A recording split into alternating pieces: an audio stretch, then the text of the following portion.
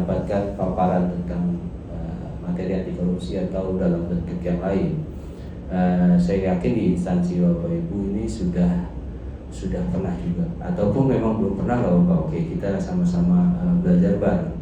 Nah ini singkat biodata singkat saya, ini beberapa tulisan saya terkait pengadaan juga terkait korupsi. Ada tesis, mulai dari tesis sampai buku juga pernah, alhamdulillah. Tapi juga pernah di jurnal baik jurnal IFP ataupun jurnal IAPI.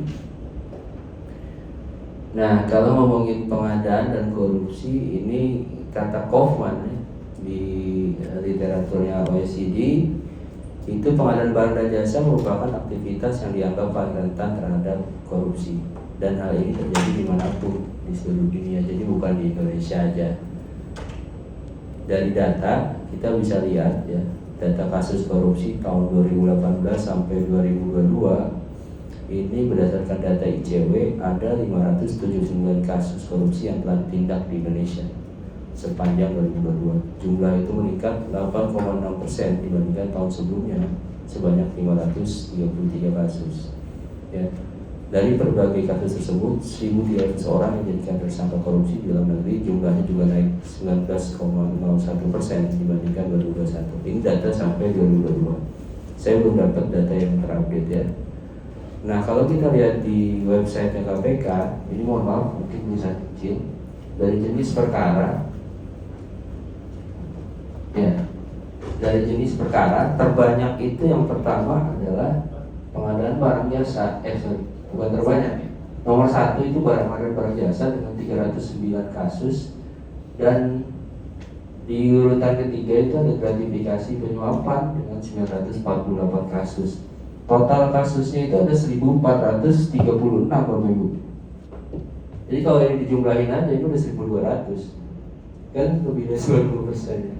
Nah, kalau ini spesifik memang pengadaan, yang di sini gratifikasi atau penyuapan. Tapi bukan berarti dalam pengadaan gak ada gratifikasi atau penyuapan kan? Jadi bisa jadi juga gratifikasi atau penyuapan ada di luar pengadaan. Nah, dari dua data ini kita bisa berkesimpulan pengadaan dan korupsi itu sangat erat. Nah, kita lihat juga dari IPK, Indeks Persepsi Korupsi Indonesia, tahun 2022 ini lumayan anjlok ya. 2021 itu 38 poin. Di poinnya ada 38 di peringkat 96. 2022 kemarin itu anjlok ke 34 poin dengan ranking 110. Kita bahkan lebih rendah dari Singapura, Malaysia, Timor Leste, negara pecahan dari kita, dan Vietnam. Ya, ini kondisi yang sangat memprihatinkan. Nah, kalau kita lihat juga kasus-kasus di dalam negeri, Wamenkumham saya aja, wakil menteri saya itu terjerat kasus korupsi. Begitu juga yang terbaru ada ketua KPK terjerat kasus korupsi. Saya cuma mau ngasih gambaran, saya nggak akan bahas kedua kasus ini lebih dalam. Saya cuma mau ngasih gambaran bahwa di negeri ini bahkan seorang ahli hukum pidana itu bisa terjerat kasus korupsi. Bahkan seorang ketua Komisi Pemberantasan Korupsi itu juga bisa terjerat korupsi. Maka korupsi ini sudah bukan kejahatan biasa lagi. Korupsi cocok disebut kejahatan yang luar biasa, bukan cuma karena dampaknya, tapi bagaimana dia daya pikatnya mungkin ya. Terus apa ya? Ketika seseorang menjabat sebagai jabatan publik tertentu ya, itu mungkin satu kakinya itu udah pasti ada di kasus itu, ada di tindak pidana korupsi, dan itu kita harus hati-hati. Nah, kalau dari sisi dampak, memang dampak korupsi ini merupakan misalokasi sumber daya menyebabkan perekonomian tidak berkembang optimum. Biaya yang ditimbulkan oleh dampak korupsi tersebut disebut biaya sosial korupsi. Kalau selama ini yang kita tahu, kerugian negara yang diakibatkan korupsi sekian triliun, sekian miliar, itu sebenarnya baru biaya eksplisit Pak. Baru biaya eksplisit Bu, ya, nilai uang yang dikorupsi ya. Tapi sebenarnya ada biaya-biaya lain yang muncul akibat dari korupsi tersebut. Yang kedua ada biaya implisit, biaya antisipasi tindak pidana korupsi, dan biaya akibat reaksi terhadap korupsi. Penjelasannya seperti ini. Kalau yang tadi yang pertama biaya eksplisit sudah saya jelaskan. Biaya yang kedua, biaya antisipasi terhadap korupsi, yaitu merupakan besaran anggaran yang dikeluarkan untuk kegiatan pencegahan terjadinya tindak pidana korupsi. Contoh, ada pembangunan sistem apa yang selama ini setiap tahun Bapak laporkan LHKPN, LHK ASN. Bangun sistemnya kan pakai uang tuh Pak. Keluar biaya kan untuk melaporkan itu. Apalagi perbaikan sistem layanan publik yang tadinya manual jadi online, ke biaya. Itu kan termasuk pencegahan. Perbaikan sistem lainnya, terus juga upaya-upaya edukasi yang Bapak Ibu sedang terima saat ini bagian dari upaya edukasi. Penyuluhan itu adalah bagian dari upaya edukasi. Dan bentuk-bentuk edukasi lainnya. Terus ada biaya reaksi terhadap korupsi. Biaya reaksi terhadap korupsi ya ini gajinya hakim, jaksa, polisi, biaya operasionalnya mereka. Kalau nanti sudah ditahan, ada di tempat saya di lapas ya, lembaga masyarakat, ada pengadaan bahan makanan untuk para napi, pembangunan lapasnya, macam-macam. Nah itu biaya reaksi. Dan yang terakhir, biaya oportunis implisit korupsi adalah biaya yang ditimbulkan akibat perbedaan jenjang pelibatan ekonomi antara kondisi dengan adanya korupsi tanpa kondisi dibandingkan dengan kondisi tanpa korupsi. Ya, singkatnya seperti ini yang penjelasan nomor 4. Kalau misalkan pemerintah punya program pembangunan jalan ya, yang paling gampang pembangunan jalan dari kota A ke desa B atau ke kabupaten B. Tujuannya adalah supaya kabupaten B ini berkembang, bukan cuma memudahkan transportasi, bukan, tapi juga supaya B-nya berkembang. Nah harapannya jalan ini kuat masa konstruksinya ya, itu kuat dalam waktu 10 tahun. Tapi karena mungkin dikorupsi, speknya dikurangi ya, speknya tadinya kualitasnya terbaik jadi yang kurang baik. Kekuatan jalan ini tadinya direncanakan kuat 10 tahun, ini baru setahun sudah berubah.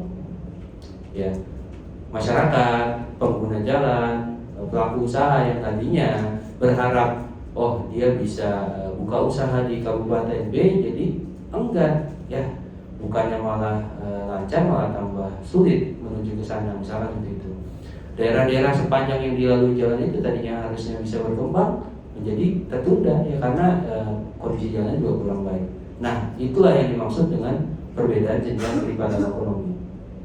Biaya pembuatan jalan misalkan 1 triliun, itu sebenarnya manfaat yang dihasilkan bisa jadi bukan 1 triliun, tapi karena ada multiplier effect, dia bisa manfaatnya itu, benefitnya bisa lebih dari 1 triliun. Itu yang diharapkan sebenarnya kalau tidak ada korupsi. Nah berbagai penelitian tentang dampak korupsi ini juga sudah disampaikan oleh banyak peneliti. Ya dampaknya pertama menghambat pertumbuhan ekonomi, terus menurunnya investasi, meningkatkan kemiskinan, meningkatkan ketimpangan pendapatan, dan menurunkan tingkat kebahagiaan masyarakat. Ya kalau investasi sekarang kayaknya kebayang ya, mungkin salah satu yang lagi diberitakan kan, yang hangat diberitakan kan IKN ya, investornya belum ada yang masuk. Ya mungkin berpengaruh karena IPK-nya Indonesia turun kok. 2022 IPK-nya Indonesia turun ke poin 38. Kita nggak tahu 2023 nanti akan dirilis di Januari 2024. Mudah-mudahan sih membaik ya, karena penindakannya sudah jauh lebih progresif sekarang. Nah kalau kita lihat jumlah penduduk miskin ini tahun 2023 memang menurun dari tahun sebelumnya. Tahun sebelumnya di 2022 itu jumlah penduduk miskin ada 26,4 juta. Nah sekarang di 2023 katanya jumlah penduduk miskin Indonesia menurun jadi 25,9 juta. Tapi kalau kita mau memotret tingkat kemiskinan sebuah negara, kita nggak boleh cuma melihat penduduk miskin dari jumlahnya, tapi harus melihat juga dari ketimpangan rasio gini. Jadi kalau teman-teman ada yang dari BPS mungkin bisa juga diskusinya ditambahkan ya. Jadi kan rasio Gini ini tingkat ketergantungan ya antara si kaya dan si miskin.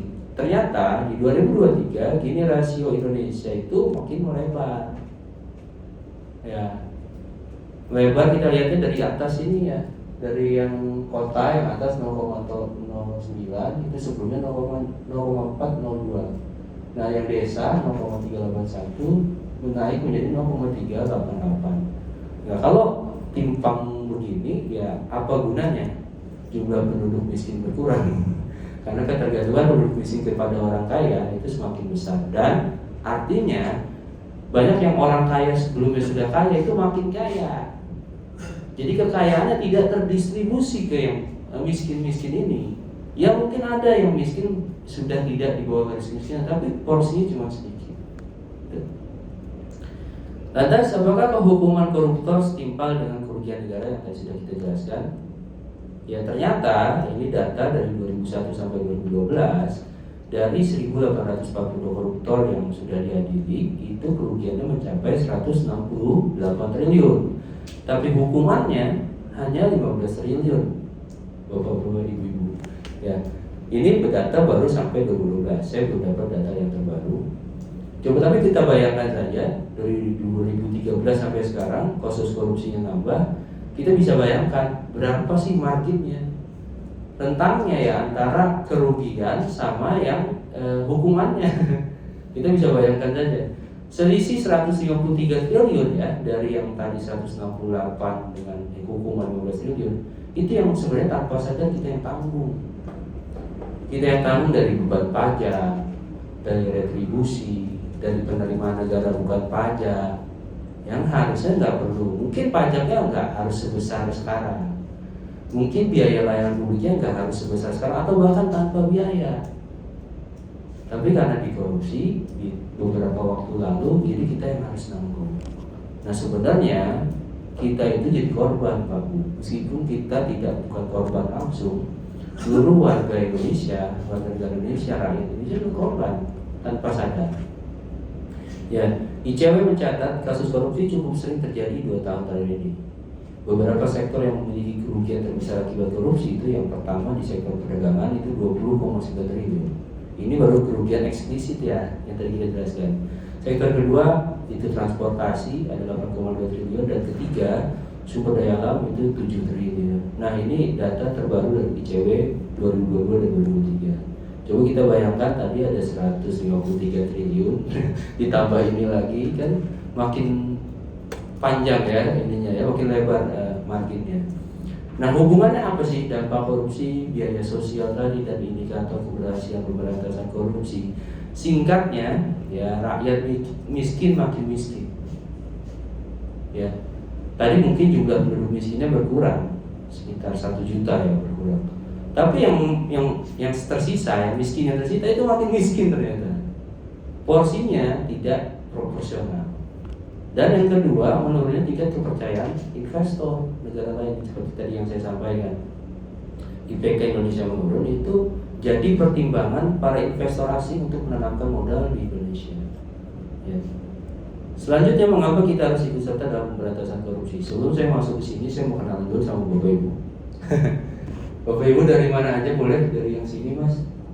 Dari instansi nama dan instansi mana Mas?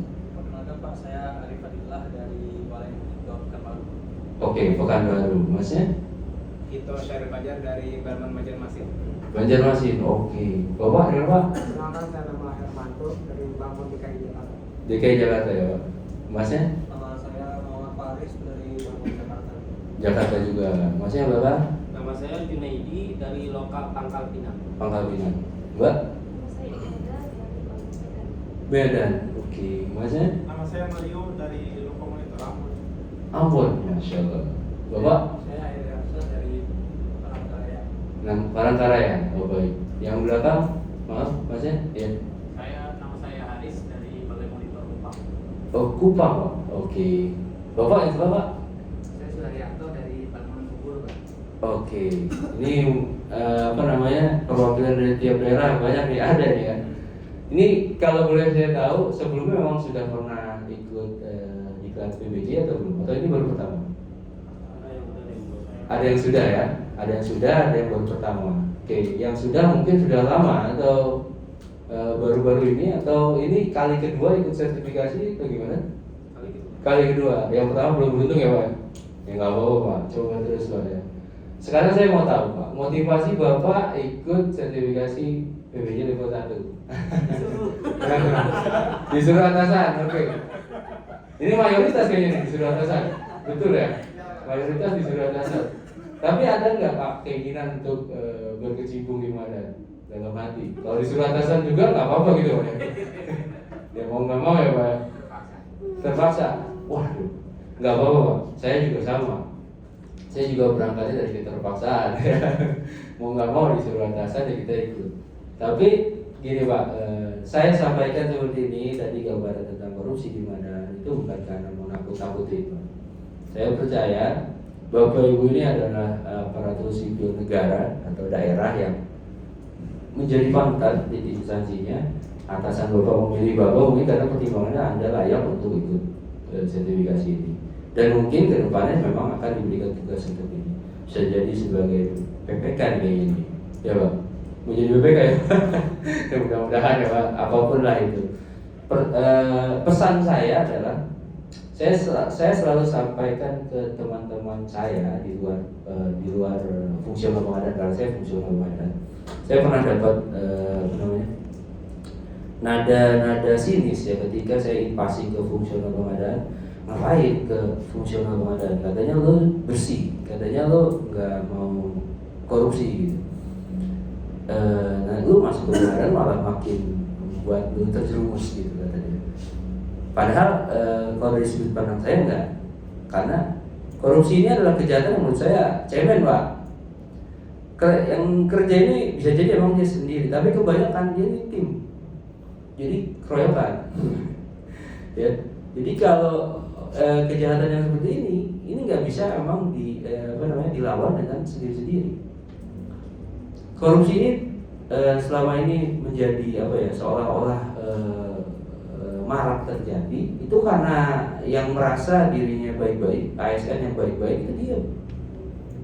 Jadi kalau Bapak Ibu memang mengaku dirinya mengaku Anda semua adalah ASN yang berintegritas, masuk sini udah cocok banget. Masuk ke dunia pengadaan cocok. Karena dunia pengadaan butuh kontribusi Bapak. Saya nggak sebut siapa, berapa jumlahnya, di mana ya. Oknum-oknum di pengadaan yang sering tidak berintegritas. Tapi saya yakin ada. Faktanya, datanya begitu. Nah kalau Bapak Ibu sudah memutuskan untuk mengikuti diklat ini, saya doakan dapatkan hasil yang terbaik. Amin. Dan setelah kembali ke instansi, apapun hasilnya Bapak Ibu tetap bisa berkontribusi. Tidak perlu menjadi penyuluh seperti saya untuk mengingatkan teman, ya kan? Tidak perlu. Kalau jadi penyuluh seperti saya, konsekuensinya cuma wajib penyuluh. Tapi kalau tidak menjadi penyuluh, tetap wajib menyampaikan kalau tahu Pak. Kalau ada kesalahan-kesalahan atau pelanggaran-pelanggaran yang terjadi di depan Bapak. Nah, mengapa kita harus ikut serta dalam pemberantasan korupsi? Ya, yang pertama, kewajiban kita sebagai warga negara. Sebagai warga negara, ya, ini seperti yang disampaikan oleh Matodang dan Bunga tahun 2019 dan tahun 2012. Peran masyarakat sangat diperlukan dalam pemberantasan tindak pidana korupsi. Paling tidak, seperti tadi yang saya sampaikan, masyarakat harus ikut ambil bagian karena dua hal, yaitu masyarakat sebagai korban dan masyarakat sebagai komponen negara. Oke lah, masyarakat mungkin bukan ASN seperti kita, tapi yang tadi saya sampaikan, kita ini korban dari perilaku koruptif oknum-oknum aparat di periode sebelumnya. Kita yang menanggung kerugian, mungkin sekarang sudah bukan 153 triliun lagi ya. Itu yang kita tanggung selama ini. Ya. Nah yang kedua, kenapa kita wajib ikut serta sebagai memberantas korupsi? Ini kalau Bapak Ibu memang nanti terjun ke menjadi pengelola pengadaan atau pelaku pengadaan. Ya. Siapa yang wajib menasehati teman sendiri? Apalagi temannya sama-sama PPK, sama-sama penjaga pengadaan, sama pokja media, ya kita lah.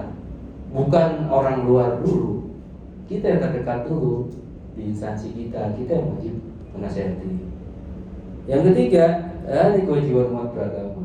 Saya nggak sebut agama tertentu enggak, tapi saya yakin di semua agama ajarannya sama. Jadi saya pernah dapat cerita kaum Israel sekarang dulu ya, katanya itu diperintah Tuhan untuk tidak beribadah di hari Sabtu. Tapi karena ada yang nakal kaum ini, dia di waktunya beribadah itu dia malah melakukan hal lain. Akhirnya dikutuk jadi kera, katanya. Ya. Tapi ini diaminkan atau dibenarkan oleh mereka. Dikutuk jadi kera. Dan ternyata yang dikutuk jadi kera bukan cuma yang bandel, Pak. Bukan cuma yang nggak mau ibadah. Ya, ada yang memang nggak mau ibadah. Yang kedua, kelompok kedua adalah yang dia beribadah sebenarnya, tapi dia tidak mengingatkan saudaranya untuk beribadah. Ya, jadi saya selalu teringat pesan ini kalau misalkan kalau misalkan saya tidak tahu ada pelanggaran, tapi saya diam saja.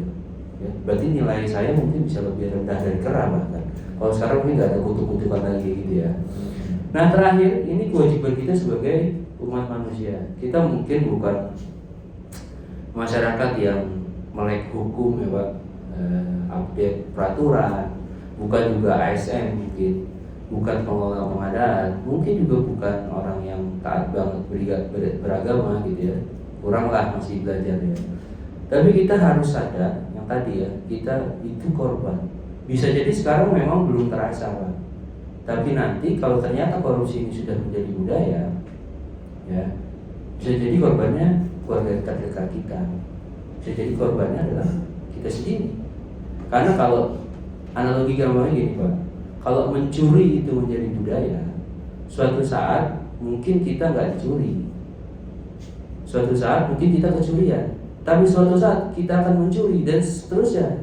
Itu udah keniscayaan, tinggal tunggu giliran aja. Makanya jangan sampai korupsi ini benar-benar menjadi budaya Pak. Itu yang harus kita amankan bersama. Karena dampak pasifnya sangat buruk ya.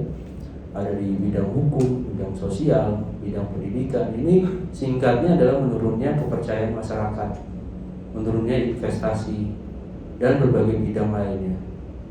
Nah, apa yang harus kita lakukan dari dampak-dampak tersebut? Yang Bapak Ibu lakukan saat ini sudah benar, pahami ketentuan PBJ dulu. Karena saya yakin di aturan PBJ, semua regulasi PBJ itu mengarahkan Bapak Ibu untuk bertindak benar, untuk menghindari praktik-praktik koruptif. Yang kedua, pahami jenis tindak pidana korupsi Pak. Ada 30 delik korupsi, dari setelah 30 delik dikelompokkan jadi 7 ya. Ada kerugian keuangan negara, suap, penggelapan dalam jabatan, pemerasan, perbuatan curang, konflik of interest dalam pengadaan, dan gratifikasi. Bapak harus tahu bentuk-bentuknya. Faktanya, sekitar 30-40% masyarakat Indonesia itu tidak tahu apa itu gratifikasi. Bagaimana kita bisa menolak gratifikasi, melawan gratifikasi kalau kita nggak tahu?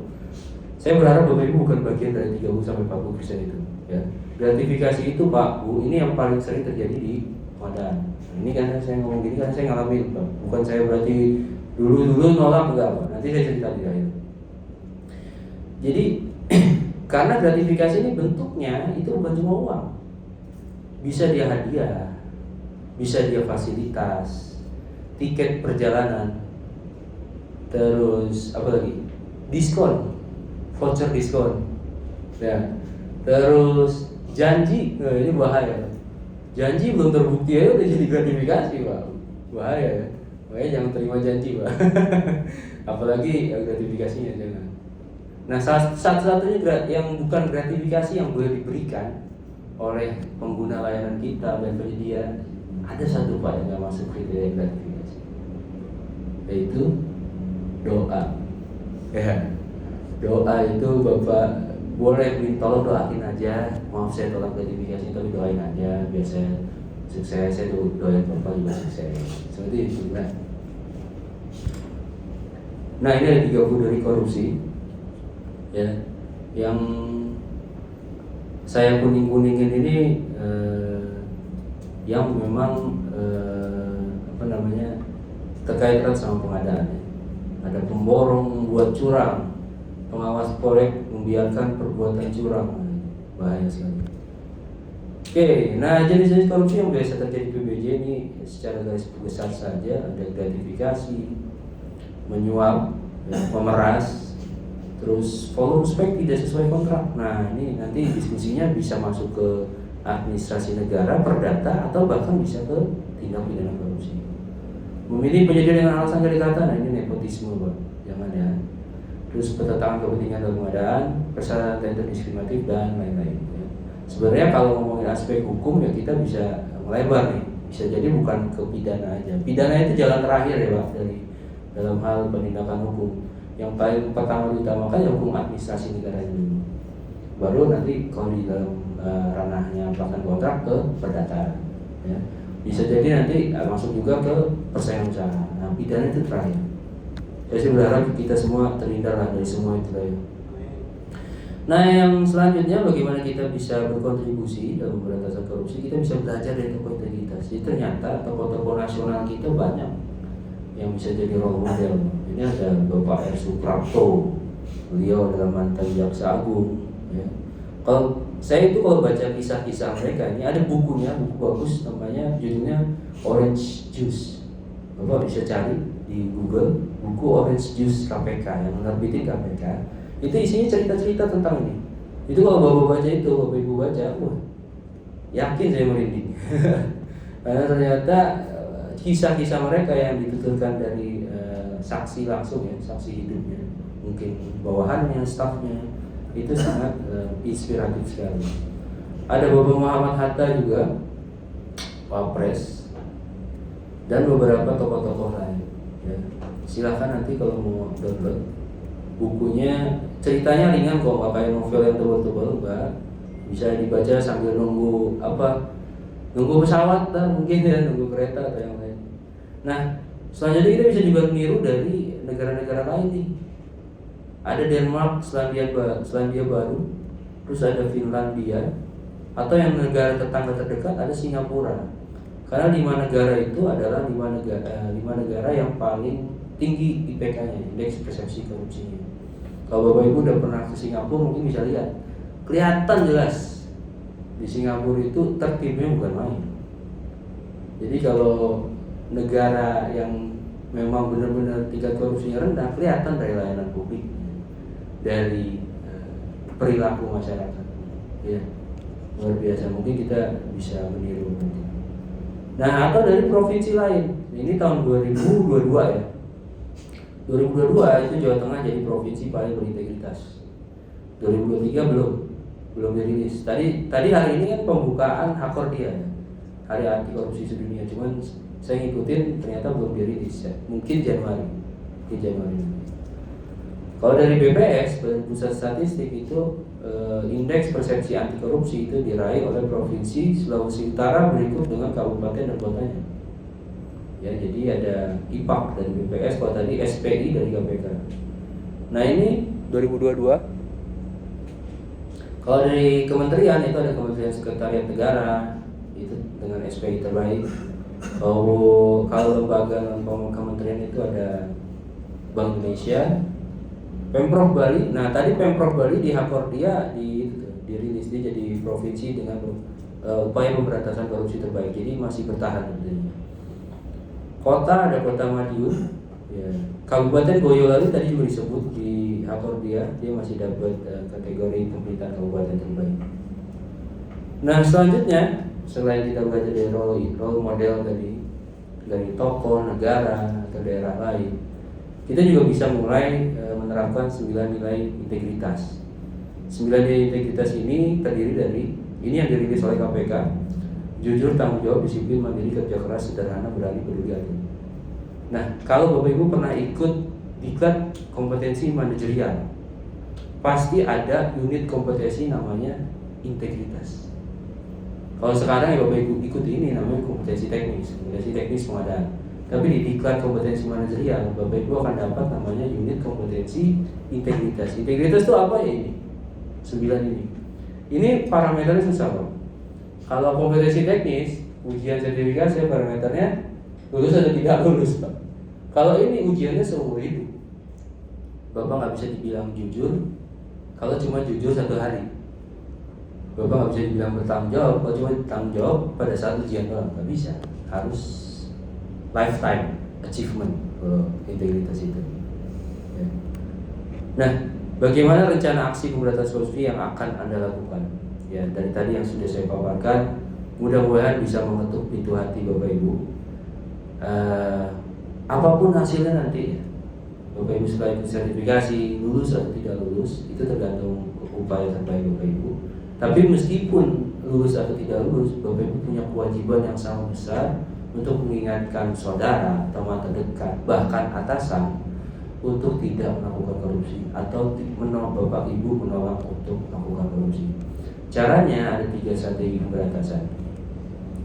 Ini sama seperti tugasnya KPK. Yang pertama strategi represif, yang kedua perbaikan sistem, yang ketiga edukasi dan kampanye.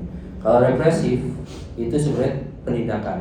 Nah, yang Bapak Ibu bisa lakukan adalah melaporkan kalau ada dugaan pelanggaran. Yang kedua perbaikan sistem, itu yang paling gampang adalah pelaporan LHKPN. Atau kalau misalkan di tempat Bapak Ibu ada layanan publik, Bapak Ibu harus melakukan modernisasi di layanan publik tersebut agar semakin mudah, semakin berorientasi pada masyarakat. Nah, yang terakhir ada edukasi dan kampanye. Edukasi dan kampanye salah satu bentuknya adalah penyuluhan seperti ini. Penyuluhan nanti bisa juga ke masyarakat, ke lingkungan kerja Bapak Ibu sendiri. Ya, bisa juga ke sekolah-sekolah dan lain sebagainya, komunitas-komunitas masyarakat. Dan tidak melulu bentuknya dalam bentuk penyuluhan, bisa jadi karena banyak bentuk penyuluhan. Ini KPK setiap tahun bikin ACF Fest, Anti Corruption Film Festival. Jadi dia melakukan edukasi dalam bentuk film amatir, film-film pendek. Bapak Ibu bisa cek di YouTube-nya SESL KPK, itu film-filmnya lumayan bagus. Nah, di perguruan tinggi sendiri sekarang sudah banyak perguruan tinggi yang memberikan materi pendidikan anti korupsi untuk mahasiswanya. Juga banyak cara, ya ini banyak cara yang dilakukan di berbagai penyuluh di berbagai daerah ya. Ada yang dengan board game, ya, juga ada yang dengan puisi, dongeng dan lain sebagainya. Tergantung audiensnya, kita menyesuaikan dengan audiens. Nah, apapun itu yang Bapak Ibu lakukan nanti sebagai penyuluh atau sebagai bukan penyuluh, sebagai orang yang punya sertifikasi pengadaan barang jasa atau tidak, tetap kita wajib untuk menyampaikan hal tersebut. Nah, rumusnya cuma 3 ini kata Agim ya, 3M. Mulai dari hal yang kecil, mulai dari diri sendiri, dan mulai dari saat ini. Saya bukan berarti orang yang paling benar Pak Bu. Saya juga dulu dari 2009 sampai sekarang itu sudah di pengadaan, dan dari 2009 sampai mungkin awal 2020 ya, ketika saya baru mulai belajar pendidikan dasar anti korupsi, saya termasuk yang memang juga terjebak dalam praktik koruptif di pengadaan. Nah, dulu saya belajar itu nggak langsung. Ini sharing pengalaman. Dari hal yang kecil aja dulu, karena saya ingat ini rumusnya lagi. Dari hal yang kecil, contoh misalkan saya tidak nonton YouTube pakai bandwidth kantor, kan sederhana ya. Kalau biasanya dulu itu saya nggak ada kerjaan, saya nonton YouTube pakai bandwidth kantor, pakai paket datanya kantor. Padahal sebenarnya fasilitas itu dibayar oleh kantor, kan bukan untuk kita YouTuber. Kalau itu aja tidak, saya yakin kalau itu aja saya udah bisa, berarti selanjutnya hal-hal besar lainnya bisa mengikuti. Apalagi misalkan tidak bawa pulang kertas kosong untuk keperluan pribadi. Saya sering dulu untuk keperluan, misalkan anak saya mau gambar, saya bawa kertas kosongnya, pulpennya, pensilnya, segala macam. Nah, itu belajar dari hal-hal yang kecil, Pak. Dan mulai dari diri sendiri. Jangan ngobrol, jangan nyuruh orang, tapi kita ngepraktekin gitu ya Pak Bu ya. Dan mulai dari sekarang ya, jadi jangan menunggu besok, siapa tahu waktu kita nggak nyampe besok gitu takutnya Pak. Nah, ini kiat-kiat juga untuk memulai perubahan. Kalau tadi 3M ya, sebenarnya ada kiat lain. Nah, ini bekal saja. Saya yakin Bapak Ibu sudah lebih berpengalaman dari saya, tapi ini saya sharing aja apa yang saya lakukan untuk keluar dari jebakan korupsi dalam pengadaan. Yang pertama, karena saya dulu menerima gratifikasi, langsung aja to the point. Menerima gratifikasi itu karena alasan kemelaratan. Jadi banyak faktor untuk melakukan korupsi. Salah satunya kemelaratan. Nah, untuk melepaskan diri dari jebakan itu, saya harus paham dulu konsep rezeki, Bapak Ibu. Jadi konsep rezeki, ya, ini seperti siklus air. Kalau waktu dulu sekolah dasar kita sering belajar, ya, air itu dari laut menguap jadi awan. Awan mendung akan berkumpul di langit, nanti hujan turun ke daratan atau lautan itu sendiri. Ada yang ngalir ke sungai, ada yang ngalir ke laut, ada yang ngalir ke dalam tanah. Pokoknya ujung-ujungnya di laut lagi. Ya. Sekarang Bapak Ibu bayangkan, kalau hujan kemarin di Jakarta atau di daerah Bapak Ibu, itu pernah nggak dicek itu dari titik laut yang sebelah mana? Uap air laut yang sebelah mana? Uap air laut yang kapan? Nggak ada yang tahu. Bahkan mungkin nggak ada penelitian yang bisa melakukan itu. Itulah artinya kebaikan yang kita lakukan saat ini dan yang akan datang atau yang kemarin itu udah biar aja muap aja, udah nggak usah dihitung-hitung. Berbuat baik aja sebisa mungkin, ya. Nanti Tuhan yang balas kebaikannya. Entah sekarang, entah besok, entah nanti ketika kita butuhkan. Saya belajar di situ, Pak. Ya. Dan itu nggak akan bohong, Pak. Apapun kebaikan yang udah kita lakukan pasti bagus, nggak mungkin kan. Yang kedua, pahami konsep ketuhanan. Saya sudah berhenti menerima gratifikasi, tapi saya masih nolongin orang. Nolongin orang untuk tolongin dong, ini untuk keperluan ini, keperluan ini. Orang itu adalah atasan saya. Kenapa saya masih melakukan itu? Karena saya merasa terintimidasi, takut dipindah, takut dipecat, takut diturunin jabatan, takut dizolimi lah. Ternyata sebenarnya kalau kita paham konsep ini, yang memberikan jabatan, yang memberikan kita rezeki, yang memberikan kita segala macam ini bukan atasan kita. Bahkan atasan itu sendiri bisa diberikan di jabatannya bukan karena dia, yang ngasih adalah Tuhan. Jadi kalau kita paham konsep ini dan kita lakukan, insya Allah kita bisa mengingatkan atasan kita kalau melakukan pelanggaran. Kita tanpa beban, ya, tanpa takut, wah dipindahin nih ke mana, ke daerah yang terpencil atau gimana. Enggak, insya Allah enggak. Ya, asalkan menyampaikannya dengan santun. Yang terakhir, saya harus pahami konsep penciptaan kita. Bapak Ibu, kita semua yang diciptakan di sini, yang ada di sini, sorry. Kita awal gini, saya berpikirnya saya ini ngapain ya? Ngumpulin harta, ngumpulin kekayaan, beli rumah, beli segala macam, menghidupi, mendidik anak-anak saya. Toh nanti saya meninggal, iya nggak? Orang-orang yang kita cintai gak akan ikut kita meninggal, kecuali mau meninggal bareng. Orang yang kita korbankan di dunia ini akan kita tinggalkan. Ikut diklat PBJ, berdedikasi penuh untuk PBJ, bikin banyak tulisan, bikin banyak karya tulis dan lain sebagainya, itu nggak akan dibawa mati. Terus ngapain saya? Sebenarnya Bapak Ibu juga pasti udah tahu, kita diciptakan di dunia ini hanya untuk beribadah. Nah kalau beribadah, berarti ibadahnya bukan cuma kalau yang Muslim sholat, yang non Muslim mungkin dengan caranya masing-masing. Ya. Kalau diciptakan untuk beribadah, berarti kita bukan hidup pada saat sholat doang. Kita hidup ini sepanjangnya kita hidup, yaitu kita beribadah. Cuma bedanya ketika kalau yang Muslim sholat, ya itu cuma kita lagi berkomunikasi sama Tuhan. Non Muslim itu dengan caranya sendiri.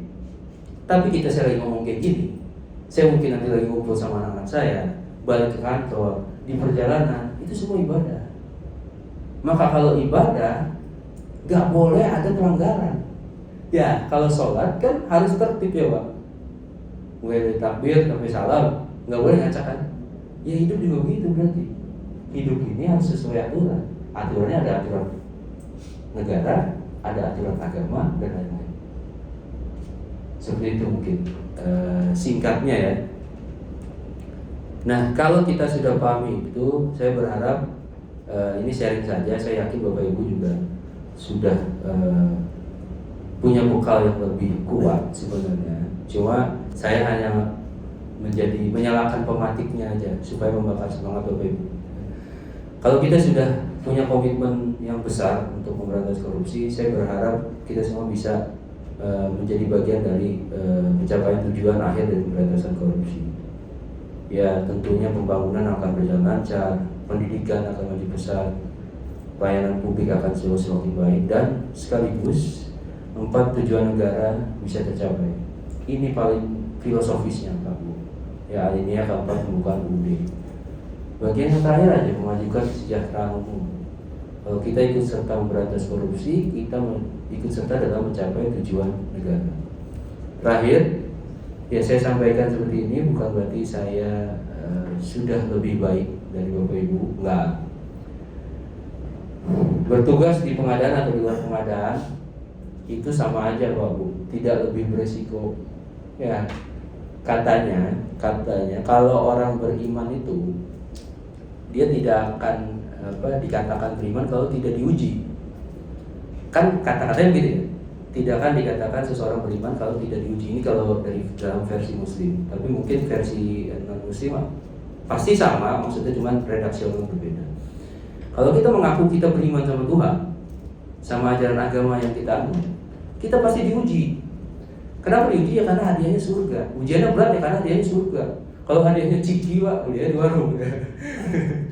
Nah, karena apa? Karena kita diuji itu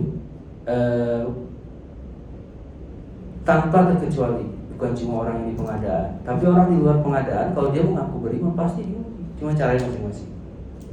Kebetulan aja di pengadaan lekat sama korupsi, tapi di luar pengadaan jangan salah, ada juga mungkin ya ketua KPK kan nggak ikut pengadaan, tapi kena korupsi, singkat seperti itu. Dan banyak mungkin oknum-oknum lain.